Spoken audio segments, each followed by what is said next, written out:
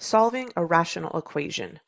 When we have rational equations that look like fractions, one of the strategies that's helpful is to clear the fractions and change it into a linear equation like the ones we were solving in the last video. To clear the fractions, I'm going to find the least common denominator among the three denominators that I see in this case. So the LCD is going to be, I've got 3 and I've got x. 4 is 2 times 2, and 6 is 2 times 3 times x. So what I want to do is I want to make sure that I cover every single one of those numbers, but I don't make the denominator bigger than I need it to be. So I know that I'm going to need a 3 and I'm going to need an x. That's from this first number. I'm also going to need 2 2's. That's from the second number. And then from the third number, I need a 2, which I already have. I need a 3, which I already have. And I need an x, which I already have. So it looks like overall my LCD is going to be 12x. So I'm going to multiply both sides of this equation by 12x. And the goal is to clear the denominators completely. Let me move this over. All right, so I'm going to multiply both sides of this equation by 12x. On the left-hand side, I want to think about how this 12x and the 3x are going to cancel each other out. What I'm really doing is it's like I'm multiplying by a fraction like this, and there's a 1 in the denominator. So 3x will go into 12x 4 times, so I will have 4 times 2 left on the left-hand side. Let's move over to the right-hand side, and let's think about the 4 and the 12x first. 4 will go into 12x 3x times, so I'll have a 3x for this first term. And then moving over to the other fraction, 6x divided into 12x will be 2, so we're going to have a minus 2. If you've done that first step correctly, you will have gotten rid of all of the fractions, which we have, and then have a linear equation that you can solve. So I multiplied the left-hand side. We can add 2 to both sides. So 10 equals 3x. Divide by 3. And I'm getting that 10 over 3 is my solution.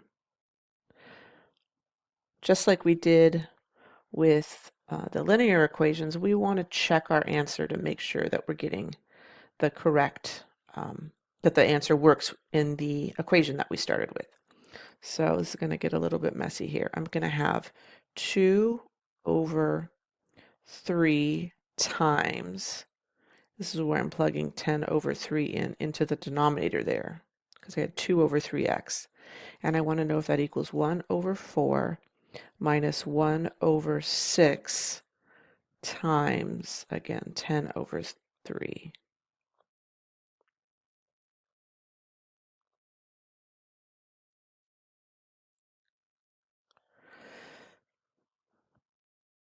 Over here, the 3's are going to cancel, and I have 2 over 10.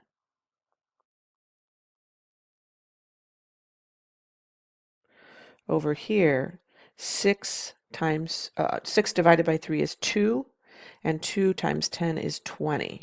So I'm going to have a 1 over 20. All right. I'm going to use the same strategy I did when I was solving this equation. I'm going to multiply by the least common denominator, which it looks like will be 20 in this case. If I multiply both sides by 20, I should be able to clear all of these denominators. Over here, 20 divided by 10 is 2, so I'll have 4. 2 times 2 is 4. 4 on the left-hand side. Over here, 4 goes into 25 times. And then here, 20 over 20 will just give me 1, so a minus 1. So it looks like we're getting the same thing on both sides, and so our answer is correct. All right, let's move on to example B. For example B, our least common denominator, let's see, we need a 2 and we need an x for the first number. We need a 2 times 2 times x for the second number. And for the third number, we need a 4, 2 times 2. So if I collect these all, I need a 2 and an x from the first number. I need 2 2's for the second number, so I'm going to put another 2 in here. And then for the third one, I need 2 2's, which I already have. So it looks like my least common denominator is 4x. So I'm going to multiply both sides of this equation by 4 times x.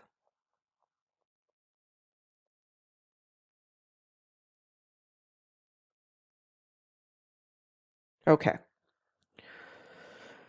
Over here, I'm looking at this numerator and this denominator. 2x will go into 4x twice, so I'll be left with a 2 times a negative 5 for that first term. Moving to the second fraction, 4x and 4x will cancel completely, and so I'll just have a plus 3. Now let's go to the right.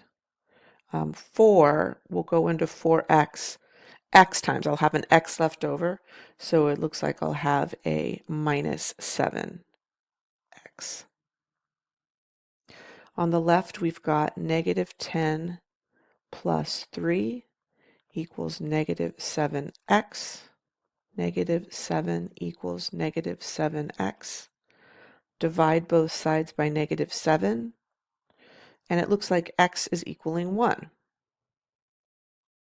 All right, let's check our answer. Let's move this over a little bit.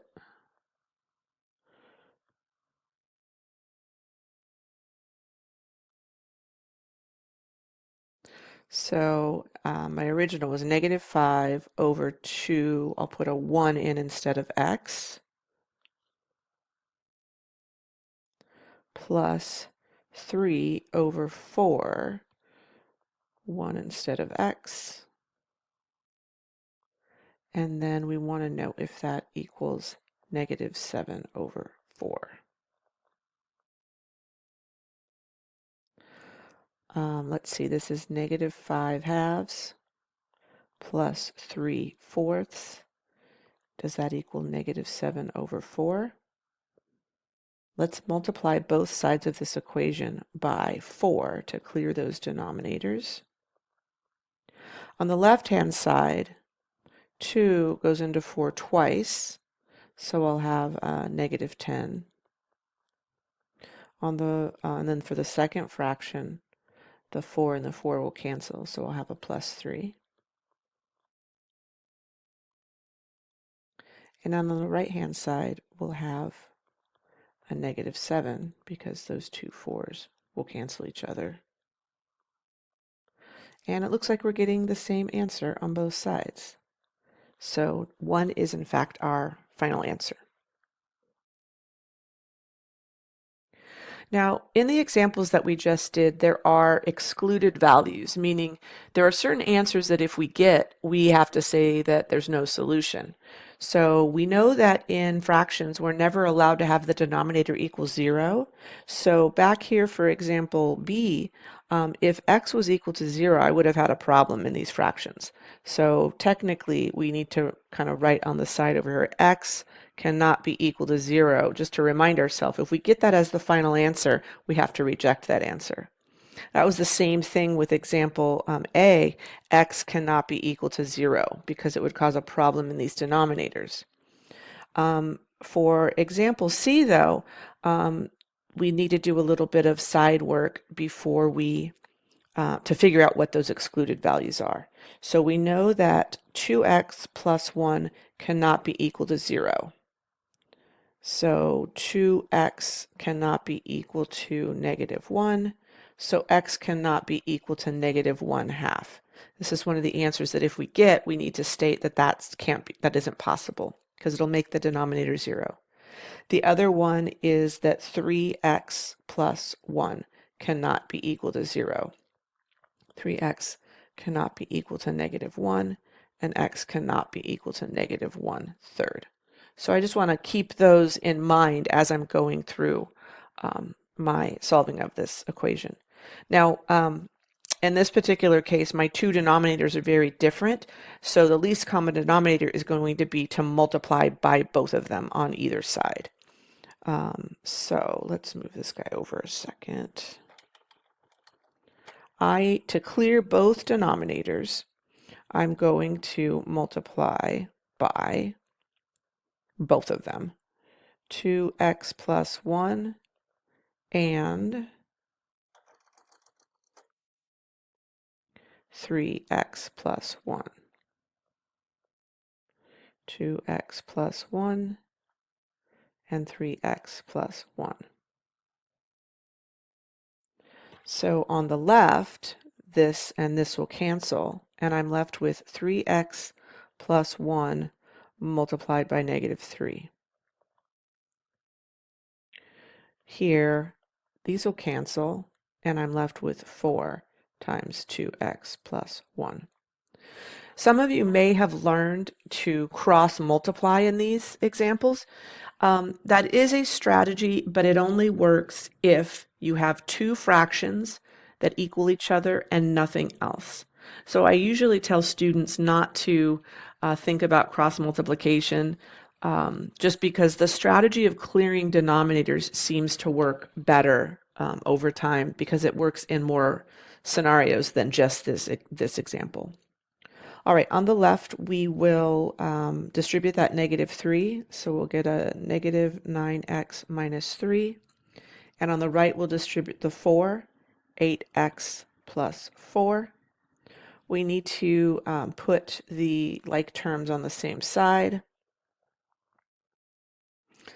For this one, because I've got a negative 9 on this side, I'm actually going to move that to the right-hand side because it'll change it to be positive. I'm going to add 9x to both sides.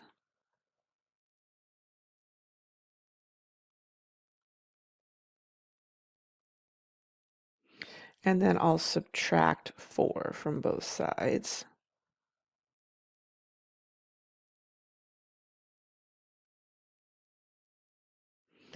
And then we're going to end up with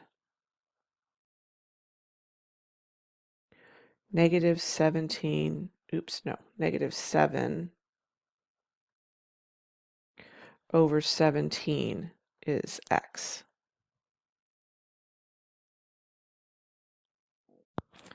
All right, now I've got to check my answer, and this looks like it's going to get a bit ugly, so bear with me. Let's see. Let's make some space here for where we're going to check our answer.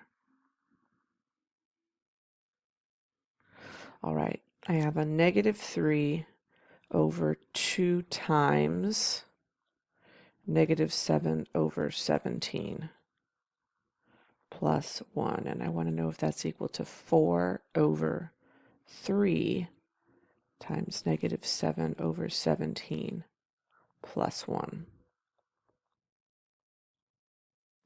All right, on the left, I'll do some multiplication first. I've got negative 3 over negative 14 over 17 plus 1. And then on the right, we have 4 over negative 21 over 17 plus 1. Yucky, yucky. Complex fractions. If we multiply everything by 17 over 17, I have to multiply numerator and denominator by the same thing. My goal is to get rid of those fractions in the denominators. 17 times negative 3 is a negative 51. Now I'm going to multiply this by this fraction, and that'll be, the 17s will cancel, we'll get negative 14.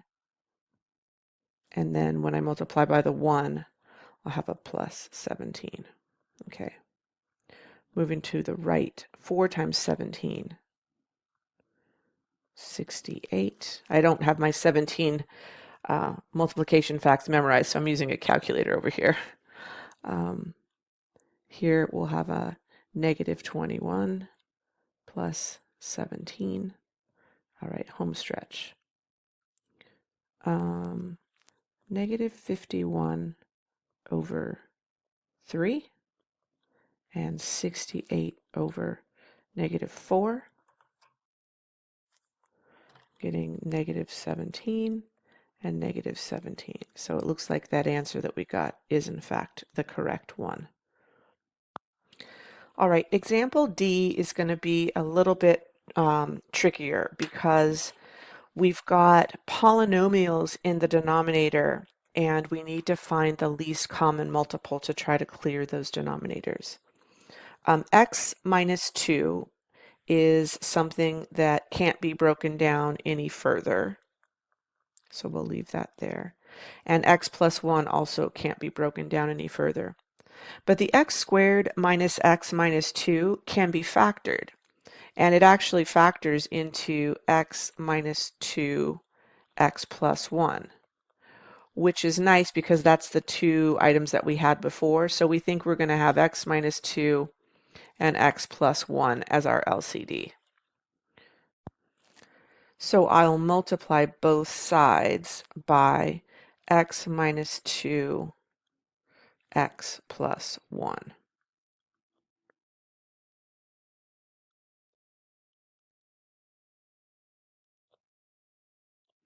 All right. Looking at this first fraction, the x minus 2 and the x minus 2 will cancel, and what'll be left is x plus 1 multiplied by 2. Moving to the second fraction, the x plus 1 and the x plus 1 will cancel, and we'll be left with a plus x minus 2. On the right-hand side, this denominator is going to cancel with this entire thing, and so I'll just be left with 1. Okay. Let's multiply this out. 2x plus 2 equals x minus 2. Combining, oops, this should be a plus sign. Let's combine these together. We're getting a 3x. And the 2 and the negative 2, those are going to cancel each other, right? So it looks like we just have 3x equals 1. Divide by both sides by 3. So x is equal to 1/3. All right, let's check our answer.